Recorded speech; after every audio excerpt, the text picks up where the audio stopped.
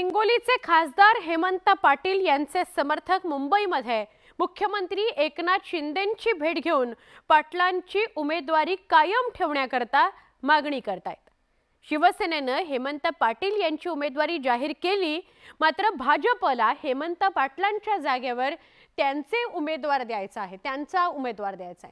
परिणामी हिंगोलीतील विरोध केल्यास हिंगोलीमध्ये जर विरोध झाला तर नांदेडमध्ये त्याची किंमत चुकवावी लागेल असा इशारा शिवसैनिकांनी दिलेला आहे।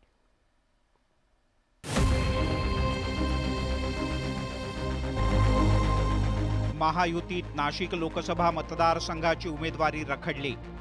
शिवसेनेचा पारंपरिक लोकसभा मतदारसंघ म्हणून नाशिक लोकसभा मतदारसंघ ओळखला जातो। मात्र शिवसेनेतल्या फुटीनंतर राजकीय समीकरणं बरीच बदलली आहेत। नाशिक लोकसभा मतदारसंघाच्या उमेदवारीवरून महायुतीमध्ये मोठा पेच निर्माण झालाय। या पार्श्वभूमीवर नाशिकचे शिवसेना खासदार हेमंत गोडसे यांच्या मुंबई वाऱ्या वाढल्या आहेत। मंगळवारी पुन्हा एकदा हेमंत गोडसे यांनी मुंबईत वर्षा निवासस्थानी मुख्यमंत्री एकनाथ शिंदे यांची भेट घेतली। मुख्यमंत्री महोदयांनी या ठिकाणी सांगितलंय का ही जागा पारंपरिकरित्या शिवसेनेची असल्या कारणानं आपली देखील आग्रही मागणी राहील की ही जागा शिवसेनेला सुटावी। महायुतीत नाशिक लोकसभा मतदारसंघाचा तिढा अद्यापही सुटलेला नाही। अजित पवार यांच्या नेतृत्वाखालील राष्ट्रवादी काँग्रेस पार्टी आणि शिंदेंच्या नेतृत्वाखालच्या शिवसेनेत नाशिकच्या जागेवरून जोरदार रस्सीखेच सुरू आहे।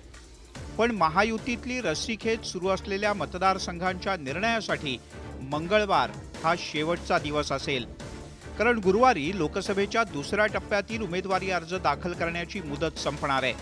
त्यामुळे येत्या 2 दिवसात महायुतीच्या नेत्यांना वादात असलेल्या मतदारसंघांचा फैसला करावाच लागेल। सोमवारी शिवसेनेचे आमदार संजय शिरसाट यांनी मतदारसंघातील उमेदवार बदलण्याचे संकेत दिले होते। त्यामुळे शिवसेनेच्या विद्यमान खासदाराची धाकधूक वाढली आहे। मराठवाड्यातले असेल किंवा पश्चिम महाराष्ट्रात दोनच विभागातले उमेदवार जाहीर झाल्यामुळे या दोघांतून एखादी जागा बदलण्याची शक्यता नाकारता येते।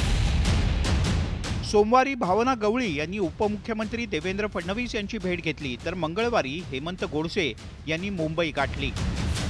खरं तर काही लोकसभा मतदारसंघातील उमेदवारीवरून महायुतीत वाद आता लपून राहिलेला नाही।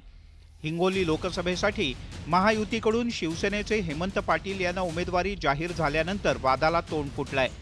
स्थानिक भाजप नेत्यांनी पाटील यांच्या उमेदवारीला कडाडून विरोध केलाय।